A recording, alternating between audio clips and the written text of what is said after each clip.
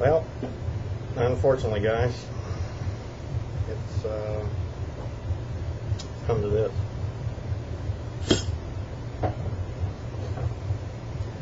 Today I'd like to give you guys a couple of quotes. One's from JFK, and the rest are attributed to Thomas Jefferson. This will kind of give you a general idea of what I believe is going on. It may or may not be, but unfortunately, Mr. USA, the gentleman that is responsible for this country, gave us quite a few quotes to guide us into the future. So I'd like to start off with John F. Kennedy once said to an assembled group of scholars in the White House,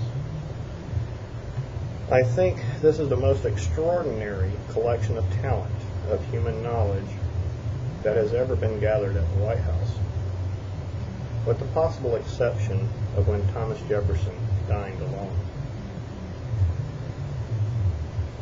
When we get piled upon one another in large cities, as in Europe, we shall become as corrupt as Europe. The democracy will cease to exist when you take away those who are willing to work for it and give it to those who are not willing.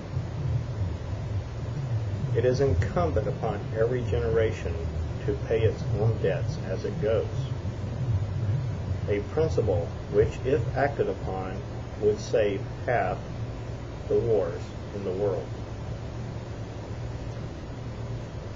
I predict future happiness for Americans if they can prevent the government from wasting the labor of the people under the pretense of taking care of them. My readings of history convinces me that most bad government results from too much government. No free man shall ever be debarred the use of arms. The strongest reason for the people to retain the right to keep and bear arms is a last resort to protect themselves against tyranny in government.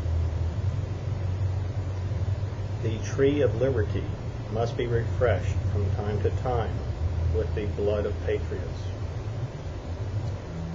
and those of the tyrants. In light of the present, our current financial crisis, Thomas Jefferson had this to say in 1802. Banking institutions are more dangerous to our liberties than standing armies.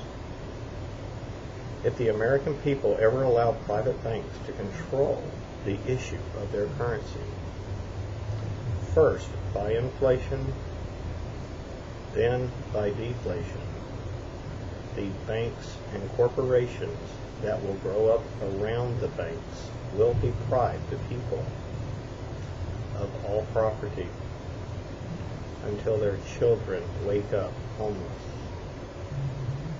on the continent their fathers conquered. Doesn't this sound eerily similar to what is happening in America today? Well, let me reiterate. No, it's not. This is exactly what's going on in America.